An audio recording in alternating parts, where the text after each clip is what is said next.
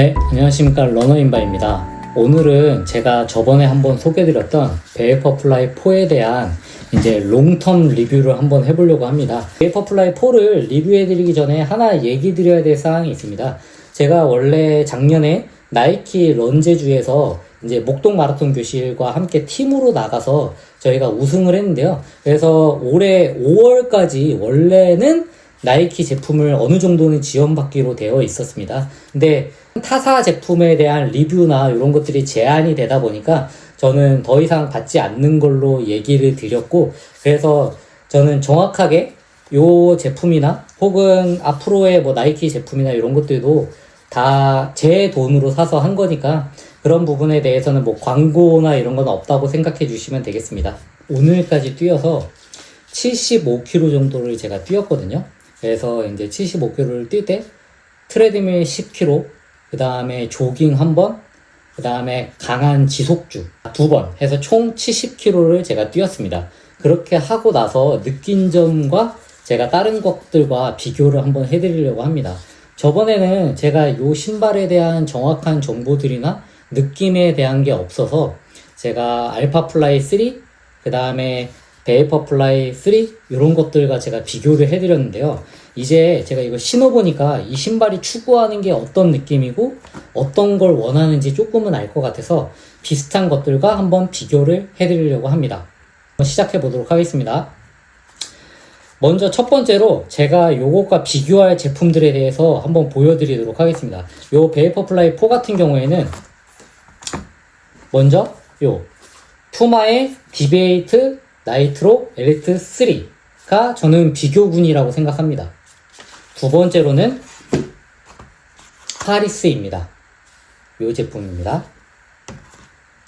그 다음에 마지막 세 번째로는 베이퍼플라이 3입니다. 이렇게 세 가지 제품군과 제가 생각하기에는 되게 비슷하다고 할 수 있는데요. 그 이유에 대해서 설명을 해드리도록 하겠습니다. 제가 요 베이퍼플라이 4를 맨 처음 신었을 때 느낌은 사실 이거에 대해서 가장 먼저 설명을 해드려야 됩니다. 착용감이 저는 이 신발의 가장 큰 문제라고 생각을 합니다. 이게 사람마다 다르게 느낄 수는 있습니다. 우선은 그거는 전제하고 들어주셔야 되는데, 저는 사실 이게 착용감이 베이퍼플라이 2와 되게 비슷하다고 느꼈습니다. 그래서 이 사용자에 대해서 불친절하다고 해야 될까요?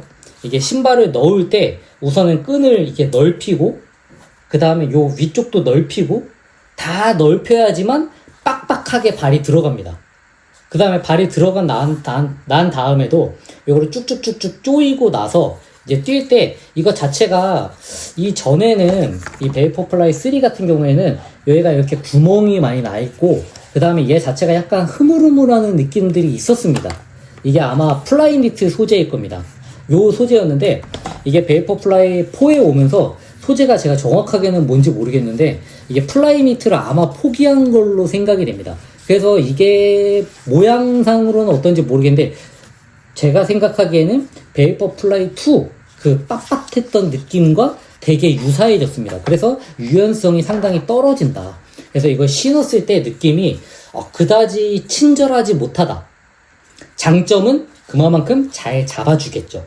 아마도 제 생각에는 물론 제 영상에서 발목이 많이 돌아가긴 했지만 상대적으로 베이퍼플라이 3에 비해서는 베이퍼플라이 4가 저는 조금 더 안정적으로 느껴졌습니다. 그래서 발목에 무리가 가는 느낌은 확실히 덜합니다. 다만 착용감은 그런 단점들이 있다. 빳빳하다. 그다음에 발 넣을 때 힘들다. 그리고 만약에 내가 발볼 넣으면은 저는 우선은 공식 홈페이지에서 주문하면 반품이 되기 때문에 한번 시착해 보시는 건 추천드리긴 하는데 발볼러인 경우에는 아마 고통받으실 거라고 생각을 합니다. 네. 그 다음에 제가 또 착용감에서 하나 얘기 드려야 될 거는 요 힐컵의 높이입니다. 요 힐컵. 요 높이가 딱 보면 아시겠지만 이렇게 딱 비교해 보시면 이게 느껴지실지 모르겠지만 높이를 똑같이 하면은 약간 베이퍼플라이 3보다 요 힐컵의 높이가 낮습니다. 그래서 어떤 느낌이 드냐면은 제가 이것도 똑같은 착용감에 관련된 건데 딱 처음 신었을 때 우선 발이 잘 안 들어가고요. 빳빳해서. 그다음에 딱 조이고 나면은 이게 꽉 조이기도 애매하고 유연성이 떨어지기 때문에 너무 세게 조이면 발목이 아픕니다. 그래서 발목을 적당히 조이면서 딱딱딱 해서 딱 하고 나면은 그 다음에 어떤 문제가 생기냐면은 얘를 딱 뛰기 시작하면은 약간 뒤꿈치가 이게 신발 속으로 폭 안기는 느낌이 들어야 되는데 안기는 느낌이 들지 않고 약간 뒤에 떠있는 느낌이 듭니다. 그래서 제가 이걸 보니까 요 안쪽에 이 인솔이 약간 얘 같은 경우에는 이렇게 속이 안쪽으로 이렇게 들어가 있다고 치면은 얘는 약간 뒤에까지 올라와 있습니다. 그래서 이 인솔 때문에 그런 건지는 모르겠지만 약간 발이 들어가 있지 않고 뒤꿈치가 얹혀져 있는 느낌이 난다. 그래서 처음에 조깅할 때는 사실 이게 약간 덜그럭덜그럭 거리는 느낌이 들 정도로 불편했는데 막상 오늘 제가 이렇게 대회 페이스로도 한번 뛰어보고 했을 때는 신다 보면 괜찮아진다. 그게 참 요 신발의 묘한 특징인 것 같습니다. 그래서 저는 우선은 하나를 얘기 꼭 드리고 싶은 게 베이퍼플라이 4는 제 기준에서는 착용감은 진짜 별로다. 착용감 자체는 저는 얘는 소비자에게 불친절한 신발이라고 생각하고 싶습니다. 그래서 저 같은 경우에는 착용감이 상당히 불편했다. 그게 요즘에 나오는 신발들이 워낙 착용감이 좋아서 그렇다고 느끼는 거일 수도 있습니다. 네, 그 부분 하나 얘기 드리고 싶고요. 그 다음에 제가 이 비슷한 비교군으로 뽑은 것들에 대해서 얘기를 드리자면은 이 베이퍼플라이 4 같은 경우에는 가장 비슷한 건 저는 요 푸마의 DB8 나이트로 엘리트 3라고 생각합니다. 왜냐하면은 얘도 되게 단단합니다. 그리고 탄성감이 똑같이 되게 강하고요. 이번에 베이퍼 4로 오면서 이 카본 플레이트가 전에 비해서 전에는 아마 제가 알기로는 여기 요 중간 정도 요 위치에 있었던 걸로 알고 있거든요. 근데 이번에 베이퍼플라이 4에 오면서 얘가 살짝 이렇게 올라왔습니다. 그거랑 똑같이 요 DB8 나이트로 엘리트 3도 이렇게 위쪽에 위치합니다. 그래서 이 자체가 약간의 그런 탄성감이나 이런 거를 주는데, 그러니까 카본이 삽입된 모양이 상당히 둘이 유사합니다. 이렇게 밑에 바닥으로 갔다가 이렇게 올라오는 모습.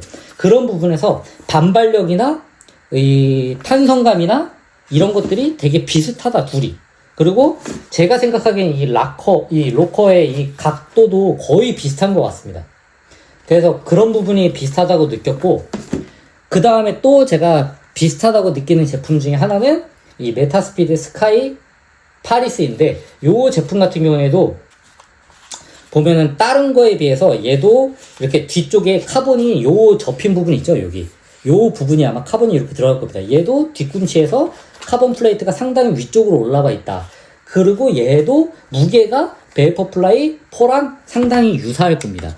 그래서 제가 지금 한번 재서 알려드리겠습니다. 이것도 똑같이 제가 알기로 255사이즈, 요 메타스피드 스카이 파리스 같은 경우에는 161g입니다. 그래서 지금 제가 저번에 이 메타스피드 스카이 파리스를 신고도 사실 되게 가볍다고 느꼈었거든요. 처음에 딱 신자마자 발이 되게 가볍다고 느꼈었는데, 이게 이상하게도 베이퍼플라이 4가 더 가벼움에도 불구하고 느껴지는 거는 메타스피드가 더 가볍다고 느껴집니다. 제가 그 이유가 뭘까에 대해서 되게 많이 생각을 했는데, 아마도 요 부들부들한 요 니트 소재의 차이이지 않을까. 그래서 각각의 요 비교군들에 따라서 선택하는 데 제가 도움을 드리고자 합니다. 어떤 주자에게 어떤 신발이 좀 더 적당할지, 요 신발군들 사이에서요. 자, 첫 번째로 제가 얘기 드렸던 DB8 나이트로 엘리트 3에 대해서 얘기를 드리자면은, 요 제품 같은 경우에는 우선은 기본적으로 베이퍼플라이 4보다 출시가 자체도 저렴합니다. 그리고 다만 약간의 무게 차이가 나는데요. 아까 제가 베이퍼플라이 4가 150g 정도 된다고 했는데, 요 DB8 나이트로 엘리트 3는 182g입니다. 255 사이즈 기준으로.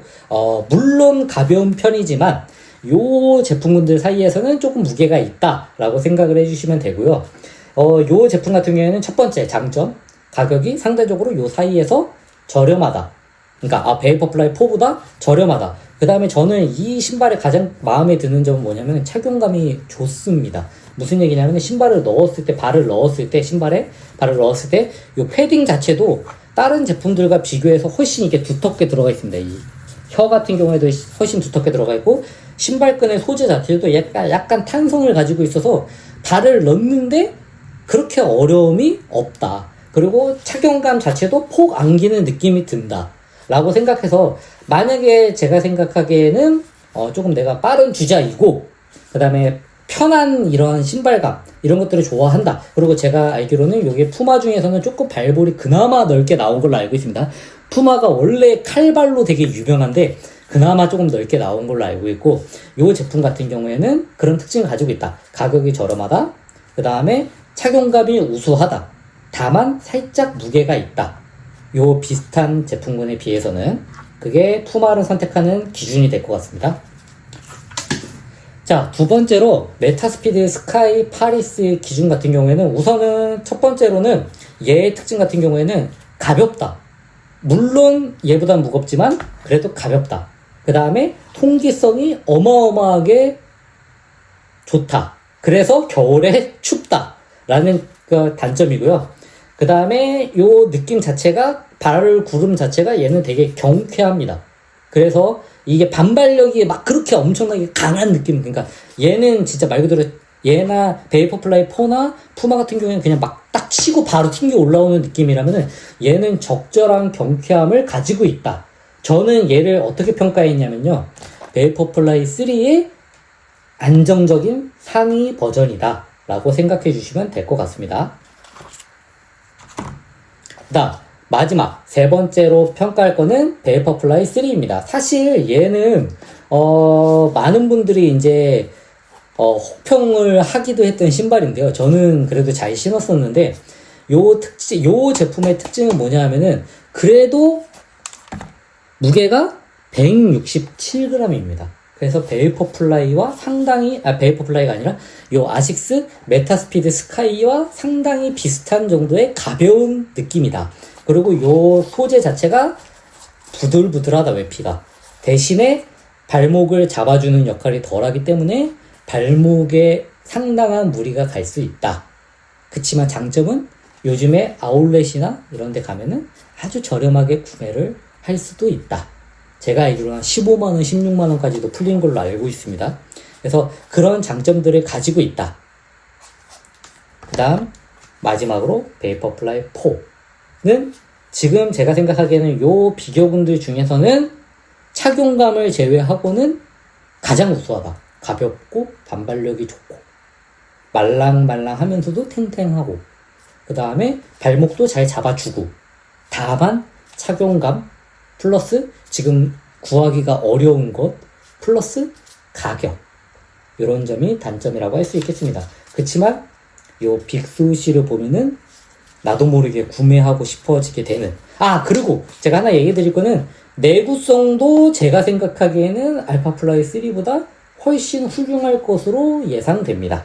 그래서 뒤꿈치나 혹은 앞쪽, 제가 앞쪽이 요새 여기가 많이 갈리는 편인데 앞쪽이나 혹은 이 뒤꿈치가 그렇게 많이 마모되지 않았다. 75kg 정도를 뛰었음에도 불구하고 아직까지 짱짱하다 라는 점이 되겠습니다. 베이퍼플라이 4는 제가 생각하기에는 상당히 좋은 신발임에는 맞습니다. 그치만 내가 선호하는 정도에 따라서 그게 상당히 차이가 날 수 있다. 그래서 베이퍼플라이 4는 대중적인 신발은 저는 아니라고 생각합니다. 그래서 어느 정도 내가 주력이 되고 기록에 대한 욕심이 있고 그 다음에 충분히 내가 이거를 뭐 발목에 대한 무리가 가거나 이럴 때마다 적절히 다른 조깅화들을 신어주면서 조절할 수 있는 분들에게 추천하고 싶은 신발입니다. 이상 러너인바였습니다. 다음에 또 뵙겠습니다.